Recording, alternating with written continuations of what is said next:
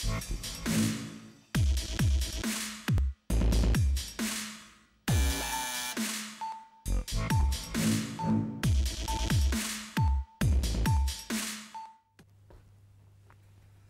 evening and welcome to today's episode of Refresh. I'm your host, Yetunde Adisa. In today's episode, we're going to be talking about some of the biggest things about 2012 Comic Con. Joining us today are two great guests, Jamie Cornett and Del Murray, who are here to talk to you about Halo 4 and Dying Star, the book trilogy from Samson Loeb. The London Comic Con is one of the biggest of its kind in the world. If you're into pop culture, you couldn't have done much better than going there last weekend. I could tell you all about it, but we've got a video coming up that does a much better job. Let's have a little look.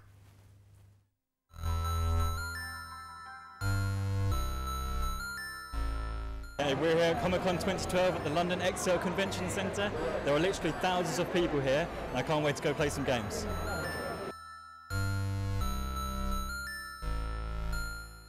One of the major attractions this year is Halo 4. It's a very popular game and the line is very long. What do you think of the game? Yeah, this was good. Yeah, it was great. Yep. Have you played any other Halo games? Yeah. How does it differ from Halo Reach and Halo 4? The graphics are better, like, and you can, it's like, the graphics are better.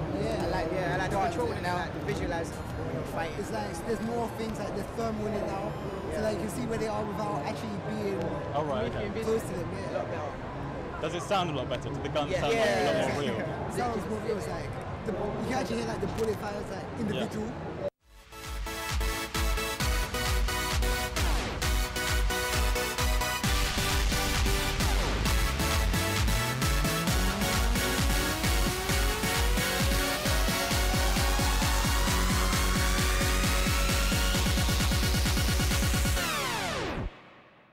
Oppan Gangnam Style.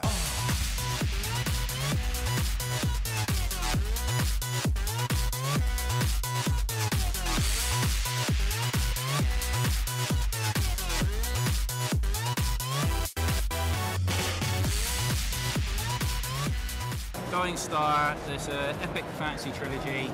It's all about their sun, which is dying, and it's transformed the face of their planet. It's an ocean world now, and you've got most of the people who live beneath the ocean, and then group of people that live above it.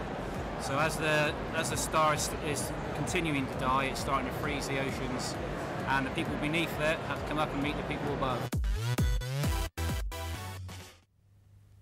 Well, I wasn't expecting that. The Gangnam Style's kind of taken over, isn't it? Yeah, I know, but I mean, I was there all weekend. I did not see that dance. Ah, but you did see Halo 4, didn't you? Oh, I did, actually. So what do you think about it? Well, I'm usually pretty sceptical of, like, trilogies that won't end, if you know what I mean. Because this is, you know, Halo 4, it's supposed to be a series of 3, but that's not actually the case. Halo 4 is the start of a new trilogy in the series. Yeah. But it picks up from where Halo 3 left off. Okay. So it's about 4 years after the end of that story, and the Master Chief, he's just found a nearby planet that's inhabited by the Forerunners from the previous titles. And they've started developing a sort of a race of AI creatures to sort of defend the planet, but they have a bit of a sort of sinister purpose that you find out later on in the game. But Cortana's on her last legs now, unfortunately. Okay. She's 8 years into a 7-year life expectancy as an AI, and she's starting to go a bit rampant, which basically means her mind is starting to sort of, you know, get a bit messed up, and she's starting to go a bit insane, and she's starting to become a bit of a liability for the Master Chief as he sort of goes about his business.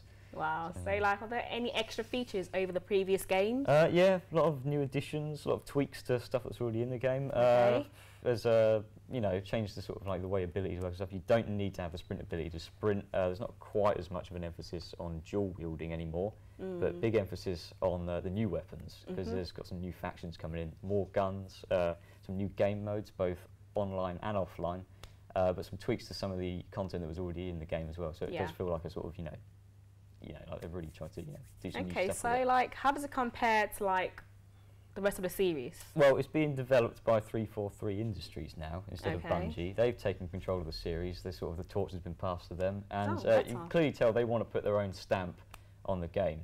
You know, they want to basically make it their own. They've done a really good job, I think. It is a really good game. Oh, great. So, Del, do you think the book is going to be as big as Halo? Well, it might not be quite as huge as Halo is right now, but it definitely will clear a few shelves at Waterstones. Okay, I was hoping that you'd say something like that. So how do you find the book? I thought it was really impressive. Even though the beginning I thought was a bit fast-paced and difficult to keep up with, there were some parts that I was really gripped to the story because of the way I felt it was quite relatable to how the world could actually become in millions of years from now. It's a truly original story. Great. So, like, what would you say the age group is? I'd say definitely 15 plus. I mean, the battle sequences can be really gory, and even on iTunes it has a parental advisory warning. Oh, great. So, like, well, sounds like a good read to me. It's definitely worth buying. Okay. Well, that's all we have time for this week. I'd like to thank my guest and thank you all for your time. Join us next week. We'll be talking about the latest on GTA 5. See you next week.